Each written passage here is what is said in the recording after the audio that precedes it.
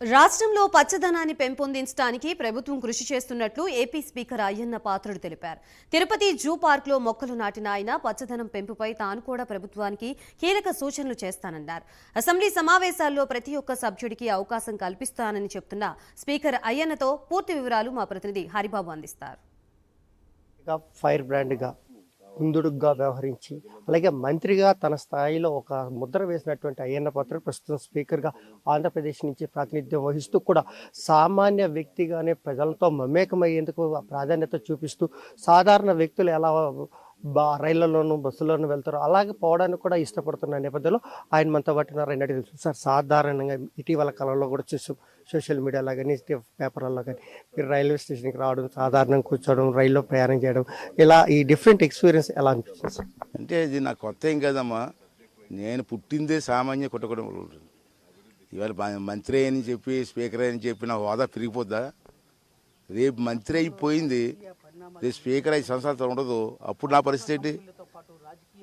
అంతే పూర్వం అయ్యే పరిస్థితిలో ఉన్నాం, ఆ పరిస్థితిలో కూడా నాకు ఇష్టం. ఇప్పుడు బస్సులో ఉన్నాం, రేపు నీ కారు ఉంది, గవర్నమెంట్ కారు ఇచ్చారు. ఇప్పుడు రేపు స్పీకర్ పోయింది, కారు తీసుకుంటారు కదా, అప్పుడు నేను దేంట్లో తిరగాల? అంచేది అవన్నీ దృష్టిలో పెట్టుకున్నవాడు ఇలాగే ఉంటాడు. 5 సంవత్సరాలు నేనే గొప్ప అనుకున్నాడు ఇంకోలా ఉంటాడు. నాకు మొదటి నుంచి అది అలవాటు, అలాగే వెళ్తాం. పదవులు ఉంటాయి, పోతూ ఉంటాయి, వస్తూ ఉంటాయి, పోతూ ఉంటాయి.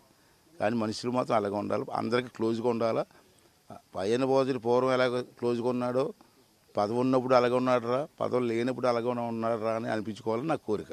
అంటే ఇదే మీ గెలుపుకు సూత్రం అంటే 7 సార్లుగా మీరు అప్రతిహతంగా మీ నియోజకవర్గంలో గెలవడం కానీ, ఎమ్మెల్యే కానీ, ఎంపీగా కానీ గెలవడానికి ఇదే ప్రధాన సూత్రం అంటారు?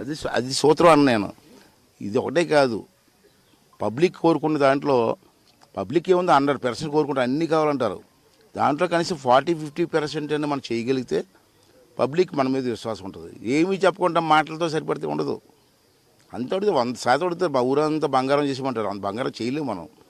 కనీసం 40% చేయగలిగితే అప్పుడు ప్రజలకు విశ్వాసం ఉంటుంది, చేయగలిగారు అనే నమ్మకం ఉంటుంది, ఓటు వేయడానికి ప్రయత్నం చేస్తారు.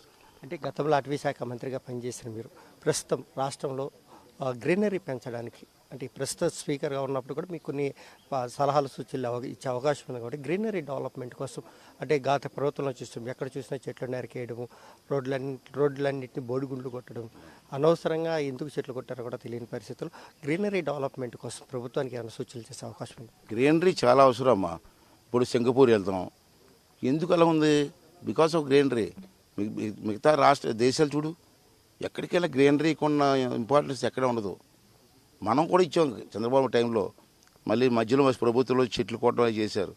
ఏమంటే ఏ రాష్ట్రమైనా సమతుల్యం ఉండాలంటే, వాతావరణ సమతుల్యం కావాలన్నా, టైంకి వర్షాలు పడాలన్నా, చల్లదనం ఉండాలన్నా, మనుషులు ఆరోగ్యంగా ఉండాలన్నా చెట్లు చాలా అవసరం. అది చిన్నప్పటి నుంచి మనం తెలుసుకున్న విద్యే. మనం ఎందుకు కూడా ఇస్తాం చెట్లు అంటే పబ్లిక్లో అవేర్నెస్ రావాలా, ప్రభుత్వం కూడా సహకరించాలా, నర్సరీలు పెంచాలా. ఇవన్నీ నేను చెప్పాను, మొక్కలు వేయనంటే రోజుకు 1,00,000 మొక్కలు వేసే పరిస్థితి రావాలా. పబ్లిక్ కూడా ఇన్వాల్వ్మెంట్ ఉండాలా. పబ్లిక్ కూడా వాళ్ళ ఇళ్లలో కనీసం 2-3 మొక్కలు వేసి పెంచే అవకాశం రావాలి. అప్పుడు అంటే ఈసారి ఫ్యామిలీ టూర్ మొత్తం సౌత్ ఇండియా అంతా జరగబోతుందా మీది? లేదండి, నేను మా అబ్బాయి మా మనవడి పేరు శివ అడి పేరు, అది శివాలయం కోసం వచ్చాం. నాకేమో మొదటి నుంచి వెంకన్న స్వామి భక్తుని నేను. అంతే స్పీకర్ అయిన తర్వాత దర్శనం కోసం వచ్చాను. ఎలాగో వచ్చాం కాబట్టి మా మనవడి పేరు అదే కాబట్టి ఆ గుడికి తీసుకెళ్తుంది. తిరువన్నామలకి అంటే అక్కడ ప్రధానంగా కొండ చుట్టూ ఉత్సవం జరుగుతుంది, నడకకి ఎక్కువ ప్రాధాన్యత ఇస్తారు. అంటే మీరు కూడా ఫ్యామిలీతో నడిచే అవకాశం? ఆల్రెడీ నడిచాం, మా మిస్సెస్ నేను కూడా ఆల్రెడీ నువ్వు తిరిగాం మొత్తం కొండ చుట్టూ. ఈ వయసులో తిరగలేం, నాకు 67 వస్తే ఆమె పెద్ద తిరగలేం. కానీ స్వామివారిని దర్శనం చేసుకొని ఒక రోజు అక్కడ పడుకొని వచ్చేస్తాం.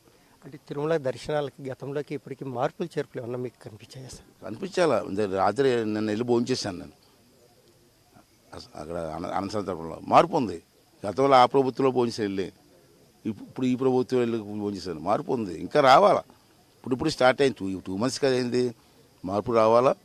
భక్తులందరూ కూడా హ్యాపీగా ఫీల్, తిరుపతి వచ్చిన వాళ్ళందరూ కూడా హ్యాపీగా ఫీల్ అయ్యాలా.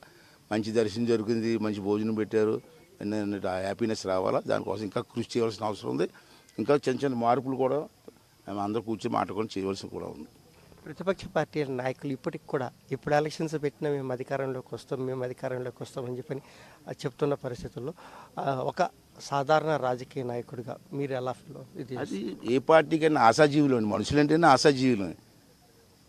ఓడిపోతే మళ్ళీ గెలుస్తామన్న ఆశ ఉంటుంది. 2 నెలలు కూడా కాకముందు మళ్ళీ ఎవడ బాధలాలి, ఎవడ ఆశలాలి, అంతిమ తీర్పు ప్రజలు.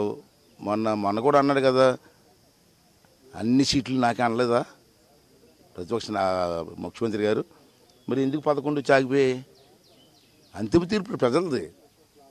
అంతే, రేపు చూద్దాం. ఆశపడడంలో తప్పులేదు, ఏ పార్టీ అయినా రావాలని కోరుకుంటాం, అది తప్పు నేను అన్నాం. కానీ ఓవర్ ఎస్టిమేషన్ అనేది తప్పు.